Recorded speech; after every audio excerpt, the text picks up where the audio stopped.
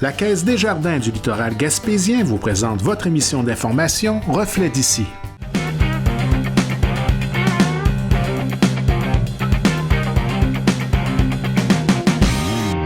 Mesdames, Messieurs, bonsoir et bienvenue à la section entrevue de votre émission Reflet d'ici de cette semaine. Nous avons le plaisir de recevoir en studio M. Emmanuel Obédilé, curé du secteur Saint-François de Laval. Alors tout d'abord, bonsoir, Monsieur Emmanuel. Bonsoir. Ça va bien? Très bien, et vous? Très, très bien. Un grand plaisir de vous recevoir en studio aujourd'hui. Très bien, merci. L'objectif de notre entrevue cette semaine est de discuter de la visite de Monseigneur Gaétan Proulx au niveau de la MRC du Rocher-Percé du 20 au 23 février prochain.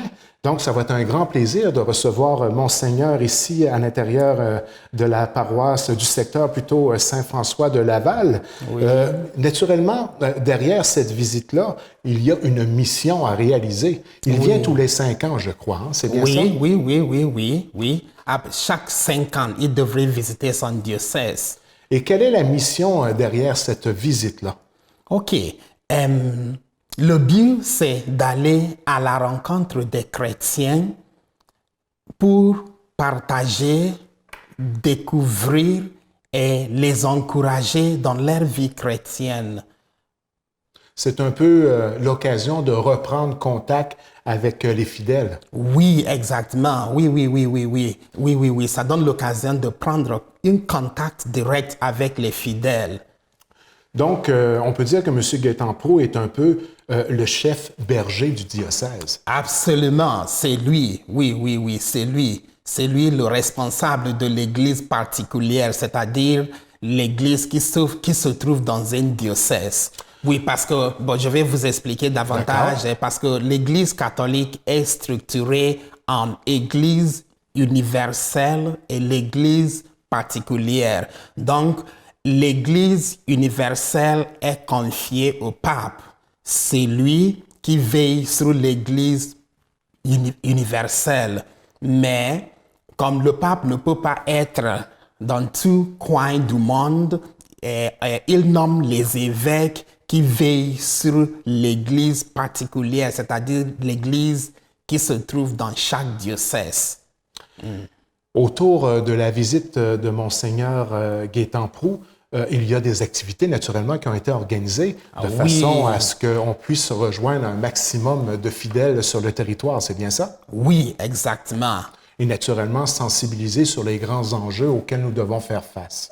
Oui. Donc, Monseigneur va arriver le jeudi 20 février. Naturellement, dès les 9h45, c'est quand même un horaire très bien rempli pour les quelques jours qu'il va passer ici. Oui. Il va avoir l'arrivée de Monseigneur, naturellement, 9h45, jeudi le 20 février à Grande-Rivière. Oui. Visite des malades à Grande-Rivière à 10h30. Petit dîner en résidence et ensuite la rencontre des paroissiens dès 14h et paroissiennes à la sacristie de l'église de Sainte-Thérèse. Là, à ce moment-là, c'est une rencontre particulière pour les paroissiens de Sainte-Thérèse de Gaspé, si je comprends bien? Oui, c'est exactement ça.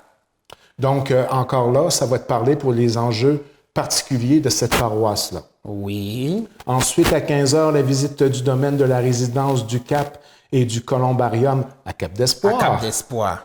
Et naturellement, une célébration à Cap-d'Espoir à 16h, suivie d'un 5 à 7 buffet. Oui. Et naturellement, on invite l'ensemble des paroissiens à aller à la première messe dominicale qui sera réalisée cette journée-là, le 20 février, dès les 16h.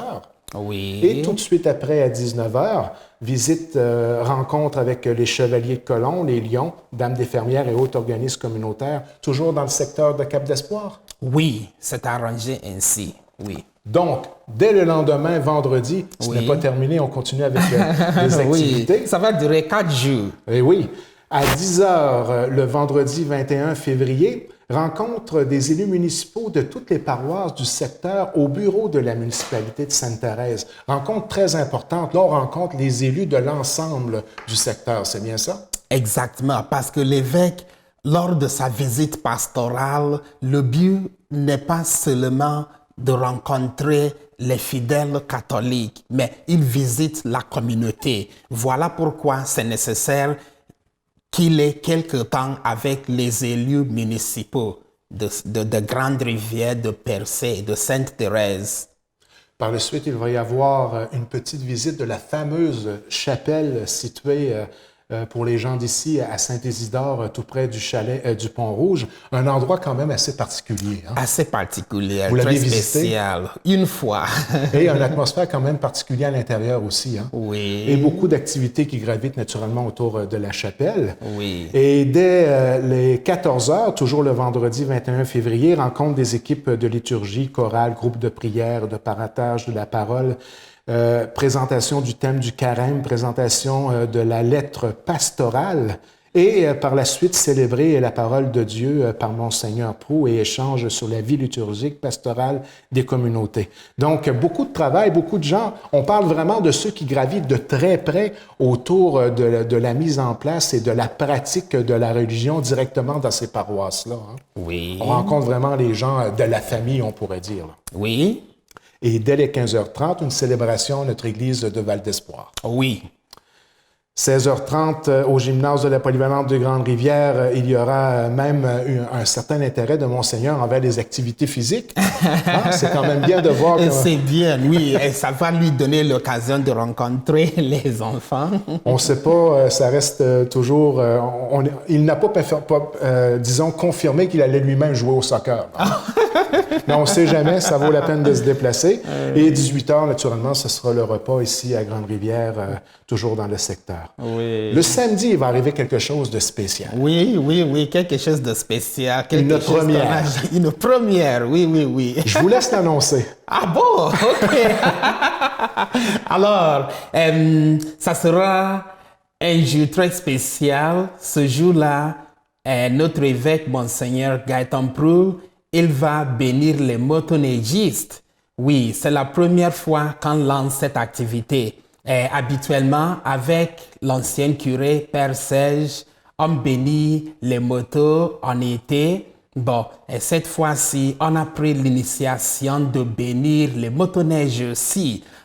Alors, par coïncidence, la date choisie pour cette bénédiction tombe lors de la visite pastorale de l'évêque. Donc, c'est lui qui va faire la bénédiction. Ça sera très spécial. Hein? Ça sera un privilège. Oui. Ça va être une belle tradition à mettre de l'avant. Oui. Et on connaît très bien l'impact que la motoneige peut avoir au niveau touristique dans notre secteur. Là. C'est vraiment... Exactement. Donc, et puis, on va continuer ça. Ça va devenir... une activité annuelle. C'est-à-dire... c'est très bien. Oui, oui, oui. Chaque hiver... on va bénir les motoneigistes. Bien, félicitations pour cette initiative avec le club de motoneige local, bien sûr, Merci. du Rocher-Percé. Et puis, ça va se dérouler directement au relais, ici à Grande-Rivière, dès les 9 h le matin. Oui. Donc, pour les passionnés de motoneige, ce sera l'occasion là, d'un superbe de beau rendez-vous.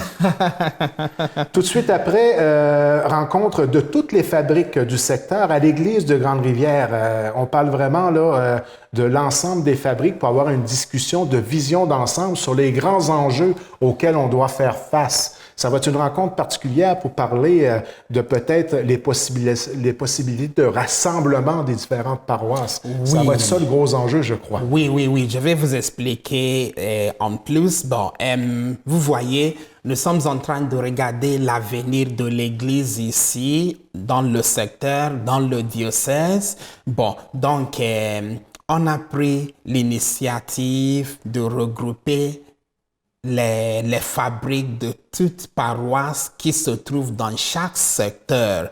C'est pour assurer l'avenir de l'Église.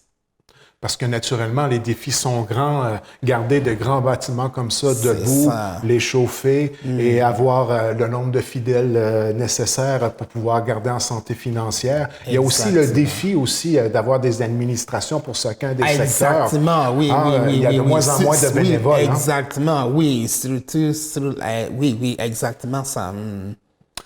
Par la suite, dès les 14h30, il y aura une rencontre de tous les catéchètes. Peut-être pour ceux à la maison qui ne sauraient pas encore en quoi consiste le rôle d'un catéchète, c'est vraiment des gens qui sont au cœur de la transmission de la foi au niveau des jeunes et ce sont des bénévoles. Oui, exactement ça.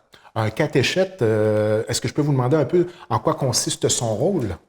Bon, comme vous venez de dire tout à l'heure, transmission de foi, c'est très nécessaire. Donc, les catéchètes qui s'engagent pour cette transmission de foi, ils travaillent vraiment en bénévolat. Donc, c'est vraiment Essentiel. Essentiel, oui, pour l'avenir, c'est-à-dire pour assurer La continuité. la continuité, le fonctionnement de l'Église à l'avenir. Oui, parce que si on recule un peu dans le passé, on était un peu plus, on avait la chance d'avoir plus de sœurs qui travaillaient au sein de certaines municipalités, qui, eux, avaient un peu ce rôle-là.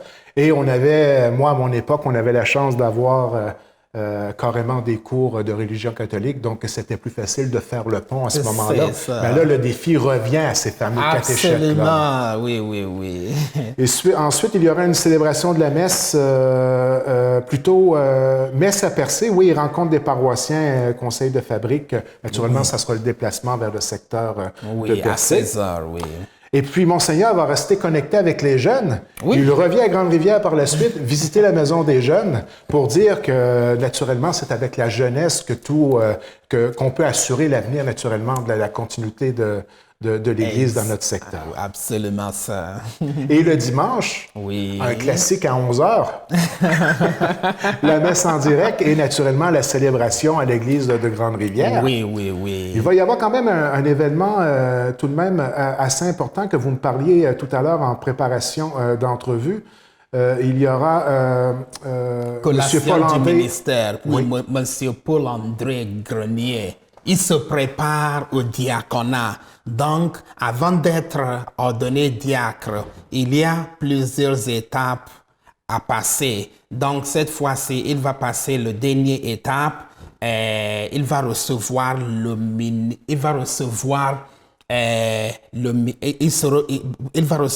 ministère d'acolyte. D'accord. Oui. Ce qui va lui permettre de pouvoir célébrer la messe, j'imagine? Non, pas ça. Bon, qui va le permettre de servir à la messe officiellement. Ah oui? Oui. OK, d'accord. Et puis, préparer l'autel pour la messe aussi. D'accord. Oui, mais c'est pas lui qui célèbre. Ah, OK, d'accord. Oui. Donc, une invitation à toute la population. Oui, c'est ses amis. Oui, il faudrait qu'ils soient là pour vivre cette expérience, oui. Mais je veux dire que c'est pas vraiment une grande cérémonie. Ça ne va pas prolonger la messe plus que d'habitude. Bon, c'est juste une petite cérémonie. Cette collation du ministère d'acolyte, c'est juste une petite cérémonie. Ça ne va pas durer tellement longtemps.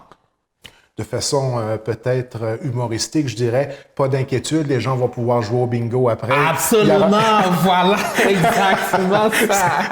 C'est important. Oui, c'est important, oui. Donc ensuite, Monseigneur va dîner avec les sœurs Saint-Paul de Chartres à Grande-Rivière, des sœurs qui sont toujours présentes ici. Toujours, oui. Et puis par la suite, ce sera des visites personnelles de Monseigneur, si je comprends bien. Oui.